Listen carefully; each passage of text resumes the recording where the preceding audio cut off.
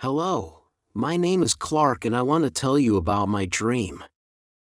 Ever since I was a little boy, I have always been fascinated by the English language. I would hear people speaking English in movies, on the radio, and even on the streets, and it sounded so beautiful and exciting to me. I imagined what it would be like to speak English fluently, to understand everything, and to communicate with people from all around the world. This dream stayed with me as I grew older. I dream of traveling to different countries, places where English is spoken. I imagine walking down the streets of London, visiting the museums, talking to the locals and understanding everything they say. I want to explore New York City. See the tall buildings and ask for directions without feeling nervous or confused. In my dream, I see myself ordering food in a restaurant, chatting with people at the bus stop and feeling confident in every conversation. But it's not just about traveling for me. I also dream of making new friends who speak English. I think about how amazing it would be to have friends from different parts of the world. Friends who can teach me about their cultures, their traditions, and their lives. I want to be able to talk to them, laugh with them, and share stories with them in English. I believe that learning English will open the door to so many new friendships and connections. Another big part of my dream is getting a good job. I know that speaking English well can help me achieve this. I see myself working in a company where English is important. Maybe I'm in a meeting with people from different countries and we're all speaking English to understand each other. Or perhaps I'm writing emails, giving presents options, or helping customers all in English.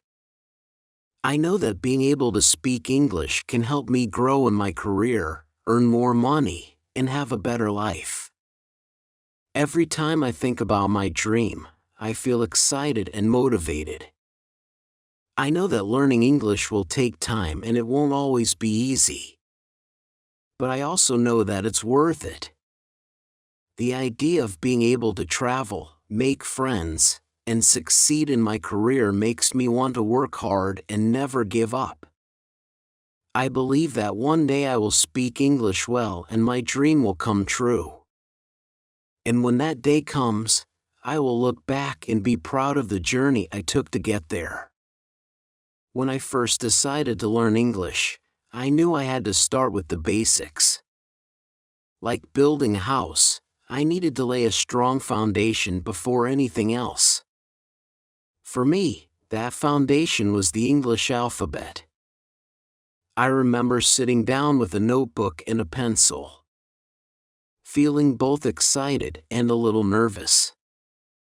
I opened a page and began with the first letter, AA. I said out loud as I carefully wrote it down.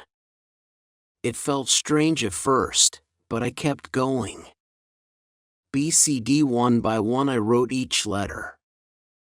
I took my time with each one, making sure I got the shape right. Sometimes I would say the letter's name over and over in my head as I wrote it A, B, C, trying to memorize how each letter looked and sounded. At first it was challenging to remember all the letters. Some looked similar and I would mix them up, but I didn't let that discourage me. Every day I practiced writing the alphabet from A to Z. I would fill pages in my notebook, writing the letters over and over again. I used different colors to make it fun and to help me remember better. I even made little songs to remember the order of the letters. Slowly, the alphabet became my friend. I no longer had to think hard about it. When I saw a letter, I knew exactly what it was. Once I felt confident with the alphabet, I knew it was time to take the next step. Learning simple words. I started with words that I would use every day like hello, thank you and goodbye. These were words that I had heard many times before, but now I wanted to understand them and say them correctly. Hello, I said to myself, repeating the word until it felt natural. I practiced saying it in the morning when I woke up. I said it to myself in the mirror. Hello, Clark. I imagined greeting people on the street, starting conversations with a simple hello. Next, I practiced. Thank you. This was an important word because I knew I would use it often. I practiced saying thank you for everything. When someone held the door for me, I would say thank you in my mind. Even if I didn't say it out loud.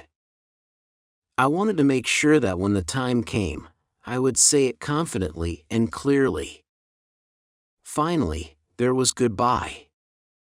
I imagined all the situations where I would need to say goodbye to someone.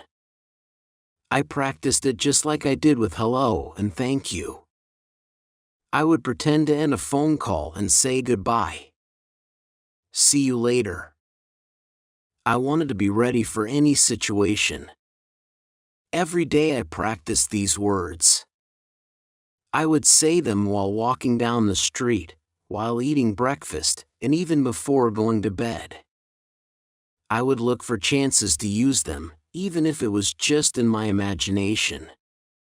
The more I practiced, the more comfortable I felt. The words started to become a part of me.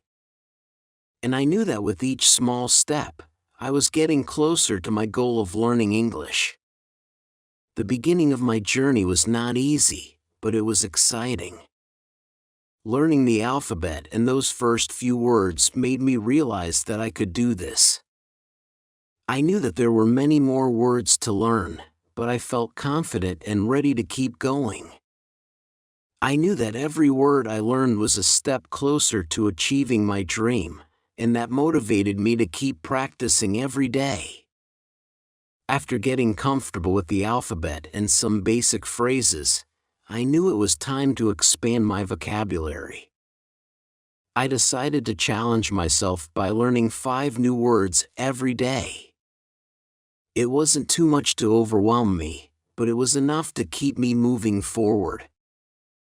I wanted to build my word bank word by word, so that I could start expressing myself more freely in English. I bought a pack of small index cards to help me with this task. Each day I would choose 5 words to learn. I would write the English word on one side of the card and its meaning in my native language on the other. For me, the act of writing the word down was important. It helped me remember the word and its meaning.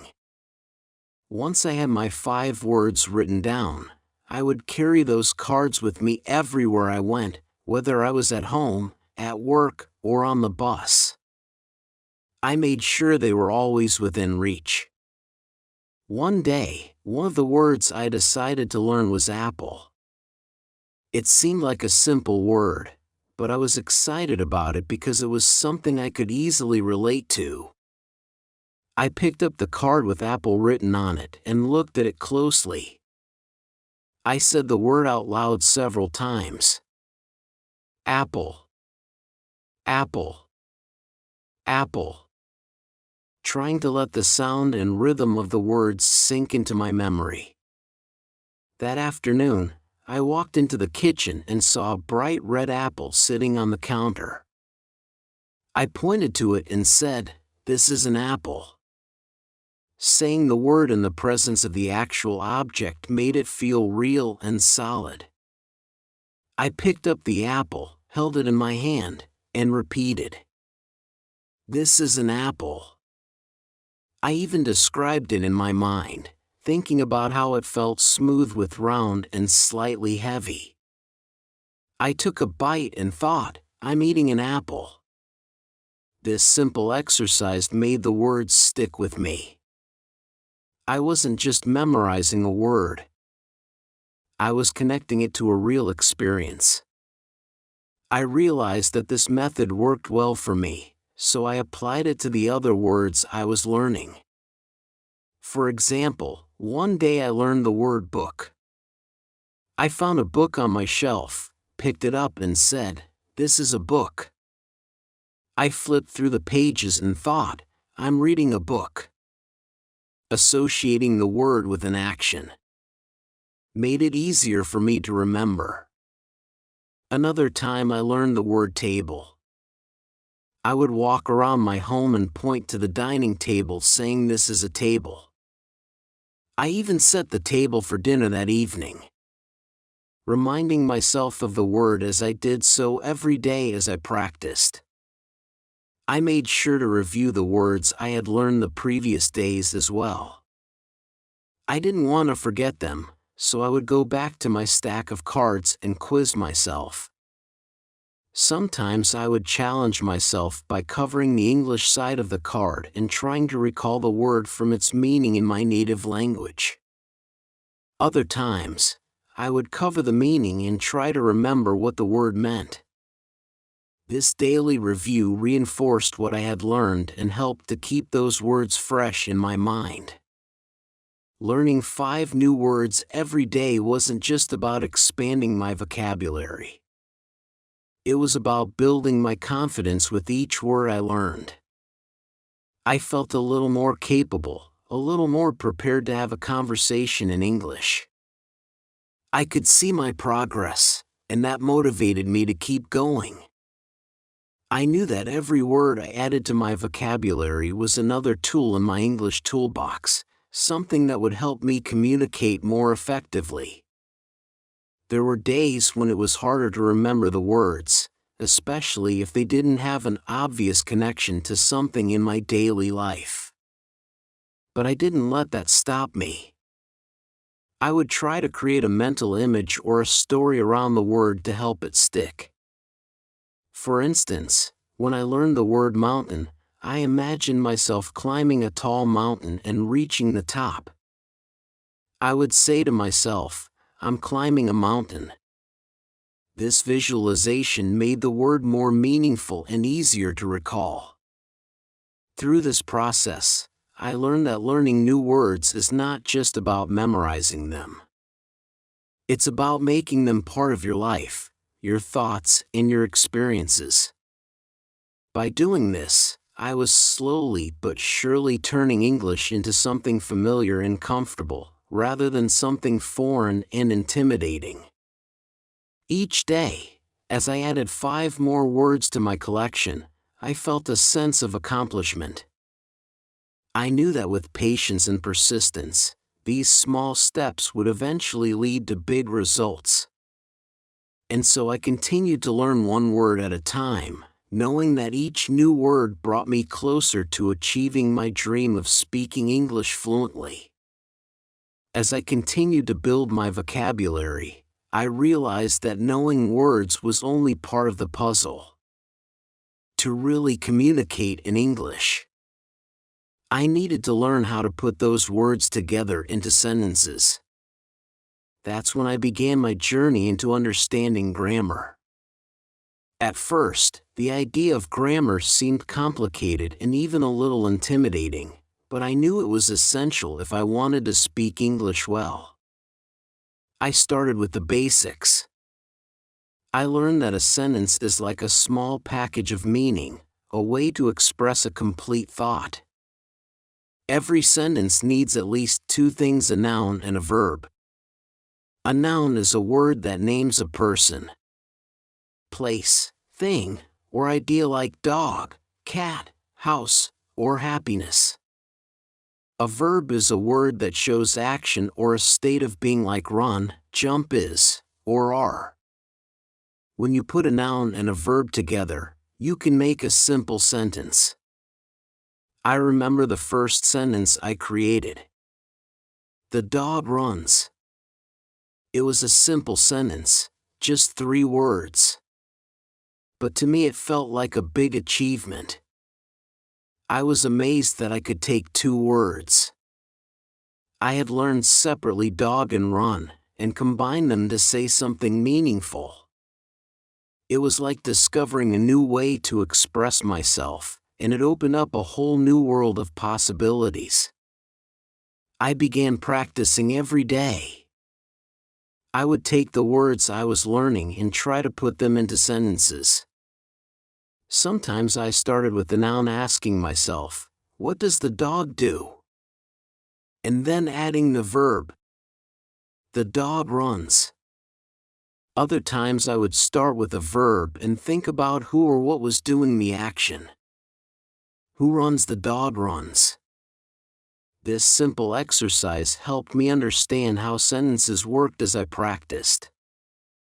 I realized that I could make many different sentences just by changing the nouns and verbs. For example, the cat sleeps, the bird sings, or the sun shines. I felt like I was unlocking a secret code, learning how to put words together in a way that made sense. It was exciting to see how flexible English could be, how I could use the same basic structure to say so many different things. I also started experimenting with adding more details to my sentences. I learned about adjectives, which are words that describe nouns. For example, instead of just saying the dog runs, I could say the big dog runs. Adding an adjective made the sentence more interesting and specific. I could picture the dog in my mind. Not just any dog, but a big dog. This made my sentences feel more alive, more colorful. Then I discovered adverbs, words that describe verbs. I learned that I could say the big dog runs quickly. The adverb quickly told me how the dog was running. Adding even more detail to the sentence, I practiced making sentences like this. Adding adjectives and adverbs to make my sentences richer and more expressive. I also started to notice patterns in the sentences I was creating. I saw that in English the word order is usually very important. For example, in the sentence "the dog runs," the noun comes before the verb. If I changed the order to "runs the dog," it didn't sound right. This taught me that grammar isn't just about knowing the parts of speech. It's also about understanding how to arrange them correctly, to communicate clearly. To help me practice, I created a game for myself. I would take a noun and a verb and try to make as many sentences as possible. For example, with the noun cat and the verb eat, I came up with sentences like "the cat eats the black cat eats slowly," and so on. The more I practiced, the more confident I became in my ability to create sentences on the spot. I also started paying attention to sentences I heard or read in English. I would listen to conversations, watch TV shows, or read simple English books. And I would try to break down the sentences. I asked myself, what is the noun? What is the verb? Are there any adjectives or adverbs? This helped me see how other people used grammar, and it gave me ideas for my own sentences. One of the most important things I learned was that making mistakes was part of the process. Sometimes I would create a sentence that didn't sound right, or I would mix up the word order. But instead of getting frustrated, I saw these moments as opportunities to learn. I would ask myself what went wrong. How can I fix it? And then I would try again. Over time, I made fewer mistakes and my sentences became clearer and more natural. Practicing grammar every day helped me gain a deeper understanding of how English works. It was like learning the rules of a new game. And the more I practiced, the better I got at playing it. I realized that grammar wasn't something to be afraid of. It was a tool that I could use to express my thoughts and ideas in a way that others could understand. It gave me the power to communicate more effectively, and that made me feel more confident in my English skills. As I continued to practice, I found myself creating sentences more easily and naturally. I could take any word I had learned and fit it into a sentence without much effort. I was no longer just memorizing words. I was using them to communicate, to tell stories, and to share my thoughts. This was a big step forward in my journey to learning English, and it made me feel like I was really starting to make progress. Understanding grammar has been one of the most important parts of my English learning journey. It has allowed me to move from just knowing words to actually using them in meaningful ways. And every time I create a new sentence, I feel like I'm one step closer to my dream of speaking English fluently. As I continued my journey of learning English, I realized that speaking the language was one of the most important skills I needed to develop. I could read and write, and I was starting to understand how to form sentences. But I knew that if I wanted to truly master English, I had to be able to speak it confidently. Speaking is how we connect with others, how we share our thoughts and ideas. And I wanted to be able to do that in English, just like I could in my native language. At first, the idea of speaking English was a little scary. I worried about making mistakes, about not knowing the right words, or about people not understanding me. But I reminded myself that practice was the key to improvement. So I decided to start small and work my way up. One of the first steps I took was to practice speaking with my friends. I was fortunate to have a few friends who were also learning English, so we decided to help each other out. We would meet up regularly, sometimes over coffee or during a walk in the park, and we would try to have simple conversations in English. We would start with greetings like "How are you?" or "Good morning," and gradually move on to more complex sentences. I remember one day my friend Sarah greeted me with a big smile and said, "How are you today, Clark?" I took a deep breath and replied, "I'm fine, thank you."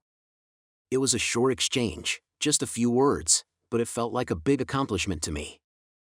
We continued our conversation, keeping it simple, but I felt proud every time I was able to respond in English without hesitating too much.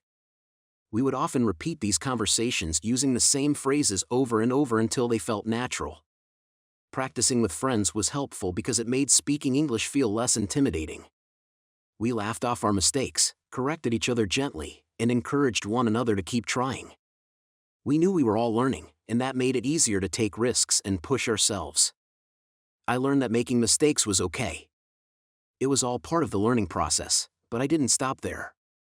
I knew that to get better, I needed to practice speaking English as often as possible, even when I was alone. So I started talking to myself in English. It might sound strange, but it was a great way to build confidence and fluency. I would describe my day, talk about what I was doing, or even have imaginary conversations with myself. For example, while making breakfast, I might say I'm making eggs for breakfast or I need to buy more bread. These simple sentences helped me think in English, and over time, speaking became more automatic. I would also use English to describe things around me. If I saw a tree, I would say that's a tall tree, or if I was walking in the park, I might say the sun is shining brightly today. By doing this, I was practicing how to put words together in a natural way, and it helped me get used to forming sentences on the spot. Sometimes I would practice by imagining different scenarios where I might need to speak English. I would pretend I was in a store asking for help. "Excuse me. Where can I find the milk?" Or I would imagine ordering food at a restaurant. "I would like a pizza, please." This kind of role-playing made me feel more prepared for real-life situations. It gave me the confidence to speak up when I actually found myself in those situations. Another technique I found helpful was to mimic what I heard in English. I would watch English movies, listen to English songs, or follow along with English podcasts, and I would try to repeat what I heard if I heard a character in a movie say, "I'm happy to see you." I would pause and say it myself, copying the way they said it. This helped me with pronunciation and intonation, making my English sound more natural as I practiced more. I noticed that speaking English became easier. The words started to come to me more quickly, and I wasn't as nervous about making mistakes.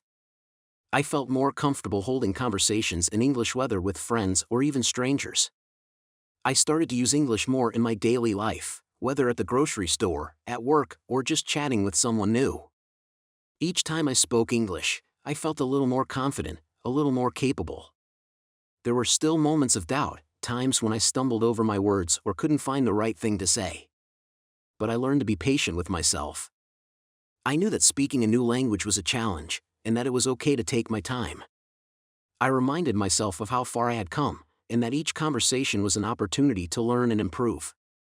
Speaking English every day, both with others and by myself, became a habit. It was no longer something I had to force myself to do. It became part of my routine, part of who I was becoming as an English speaker. And with each passing day, I could feel myself getting closer to my goal of speaking English fluently. I knew that by continuing to practice, I would keep getting better. And that gave me the motivation to keep going. As I continued to practice speaking English, I realized that listening was just as important. I needed to be able to understand what others were saying in English, especially in real-life conversations where people speak quickly and naturally. I knew that the more I listened, the better I would get it. Understanding different accents, tones, and the rhythm of the language. So I decided to make listening to English a regular part of my learning routine. One day I came across some English cartoons while browsing online. I thought to myself, these might be a good place to start. Cartoons are often designed for children, so the language used is usually simple and easy to follow. The characters speak clearly and the sentences are short and direct. I decided to give it a try. I started by watching a cartoon that I used to enjoy in my native language. I found the English version and began to watch it. At first it felt a little strange to hear the characters speaking in English, but as I kept watching, I started to get used to it. I noticed that I could understand more than I expected, and this gave me a boost of confidence. The colorful visuals and simple storylines made it easier for me to follow along, even if I didn't catch every word. As I watched, I paid close attention to how the characters spoke. I listened carefully to their pronunciation, intonation, and the way they put words together. I found that by focusing on these details, I could start to mimic the way they spoke. Whenever I heard a word or phrase that was new to me, I would pause the video and repeat it out loud, trying to match the way the character said it. This practice helped me improve my pronunciation and made me feel more comfortable with the natural flow of English. One of the first new words I learned from a cartoon was happy.